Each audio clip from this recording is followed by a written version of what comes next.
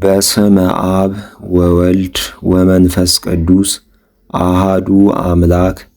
በታኅሳስ 22 በስንክሳር ታስበው የሚውሉ በዓላትና የወንጌል ንባባት በዓለ እግዝእትነ ማርያም ወአንስጣሴዎስ ሊቀ ጳጳሳት ዘነግ ምስባክ መዝሙር 137 ከቁጥር 1 እስከ 2 በቅድመ መላእክቲከ እዜምር ለከ ወእሰግድ ውስተ ጽርሐ መቅደስከ ወእገኒ ለስምከ።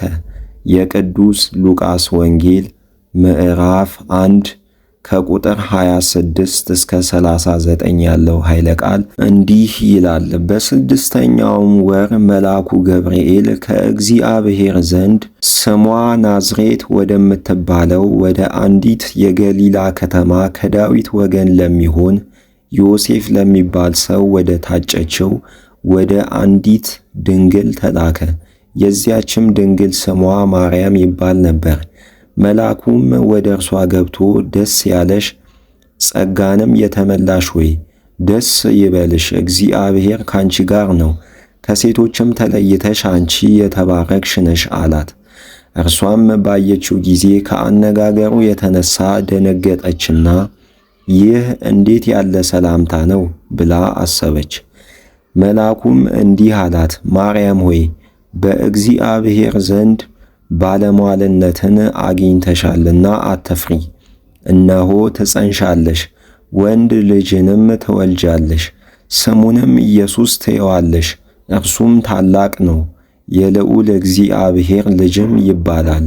እግዚአብሔር አምላክም የአባቱን የዳዊትን ዙፋን ይሰጠዋል፣ ለያዕቆብ ወገንም ለዘለዓለሙ ይነግሣል፣ ለመንግሥቱም ፍጻሜ የለውም። ማርያምም መልአኩን ወንድ ስለማላውቅ ይህ እንዴት ይሆንልኛል አለችው።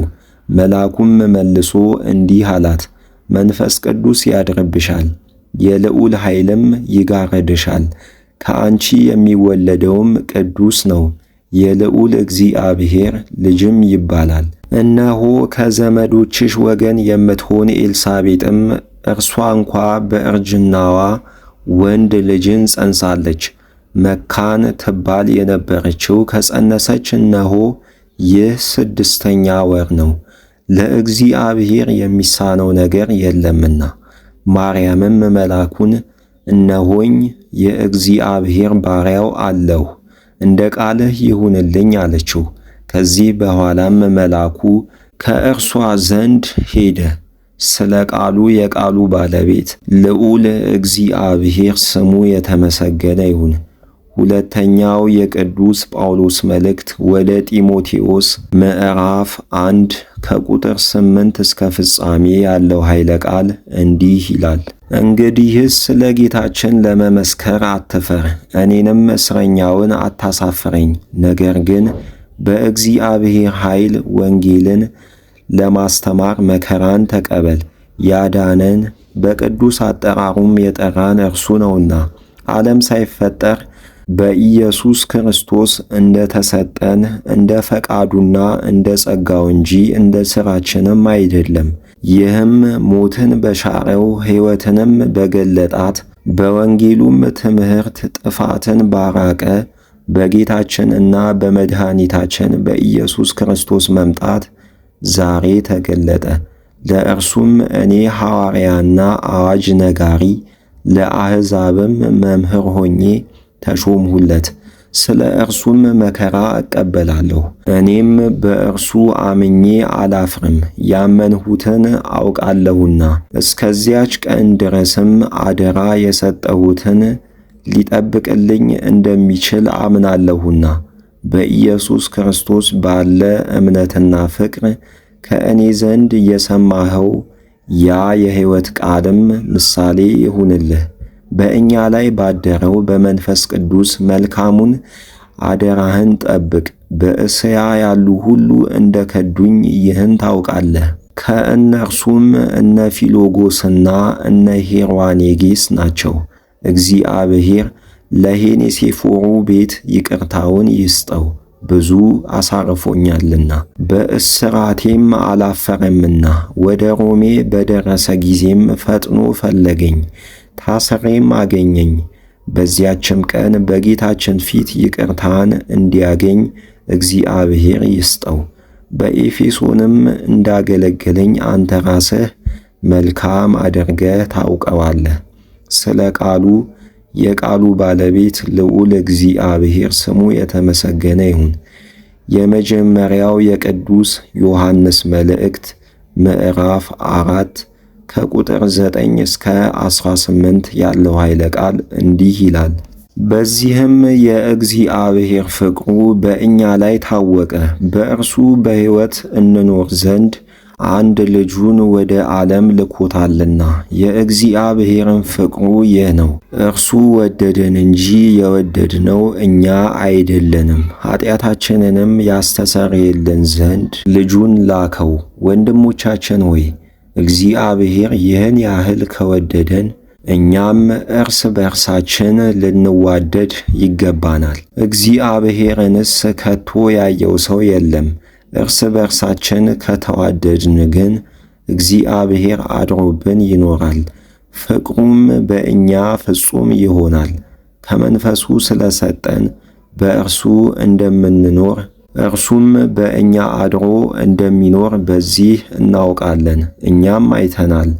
አብም ልጁን የዓለም መድኃኒት ሊሆን እንደላከው እንመሰክራለን። ኢየሱስ የእግዚአብሔር ልጅ እንደሆነ የሚያምን ሁሉ እግዚአብሔር ከእርሱ ጋር ይኖራል፣ እርሱም ከእግዚአብሔር ጋር ይኖራል። እኛስ የእግዚአብሔር ፍቅር ከእኛ ጋር እንዳለ አውቀን አምነናል። እግዚአብሔር ፍቅር ነው። በፍቅር የሚኖርም ከእግዚአብሔር ጋር ይኖራል፣ እግዚአብሔርም ከእኛ ጋር ይኖራል።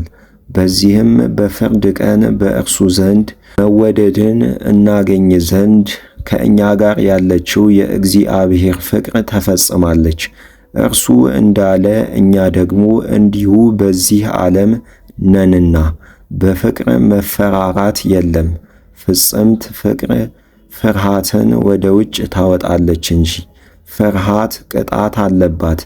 የሚፈራም በፍቅር ፍጹም አይደለም። ስለ ቃሉ የቃሉ ባለቤት ልዑል እግዚአብሔር ስሙ የተመሰገነ ይሁን። የሐዋርያት ሥራ ምዕራፍ 12 ከቁጥር 6 እስከ 18 ያለው ኃይለ ቃል እንዲህ ይላል። ሄሮድስም ማለዳ ያቀርበው ዘንድ በወደደባት በዚያች ሌሊት ጴጥሮስ ሁለቱን እጆቹን በሰንሰለት ታስሮ በሁለት ወታደሮች መካከል ተኝቶ ነበር። ጠባቂዎችም የወህኒ ቤቱን በር ይጠብቁ ነበር። የእግዚአብሔርም መልአክ ወርዶ በአጠገቡ ቆመ፣ በቤትም ውስጥ ብርሃን ሆነ። ጴጥሮስንም ጎኑን ነክቶ ቀሰቀሰውና ፈጥነህ ተነስ አለው። ሰንሰለቶቹም ከእጆቹ ወልቀው ወደቁ። መልአኩም ወገብህን ታጠቅ፣ ጫማህንም ተጫማ አለው። እንዳዘዘውም አደረገ። ልብስህንም ልበስና ተከተለኝ አለው። ተከትሎትም ወጣ። ጴጥሮስ ግን ራእይ የሚያይ ይመስለው ነበር እንጂ በመልአኩ የሚደረገው ነገር እውነት እንደሆነ አላወቀም ነበር። መጀመሪያውንና ሁለተኛውን ዘብ አልፈው ወደ ከተማ ወደምትወስደው ወደ ብረቱ መዝጊያ ደረሱ።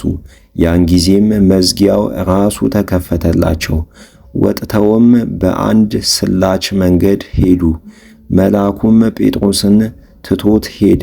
ያን ጊዜም የጴጥሮስ ልቡና ተመለሰለትና እግዚአብሔር መልአኩን ልኮ ከሄሮድስ እጅና የአይሁድ ሕዝብ ይጠብቁት ከነበረው ሁሉ እንዳዳነኝ በእውነት አሁን አወቅሁ አለ።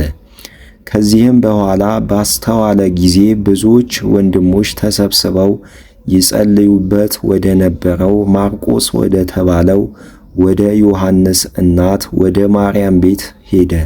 ጴጥሮስም በሩን አንኳኳ። ሮዴ የምትባል ብላቴናም ልትከፍትለት መጣች። የጴጥሮስም ድምፅ መሆኑን አውቃ ከደስታ የተነሳ አልከፈተችለትም። ነገር ግን ጴጥሮስ በበር ቆሞ ሳለ ሮጣ ነገረቻቸው። እነርሱም አብደሻለን? አንድ ጊዜ ታገሺ አሏት። እርሷ ግን እርሱ እንደሆነ ታረጋግጥ ነበር።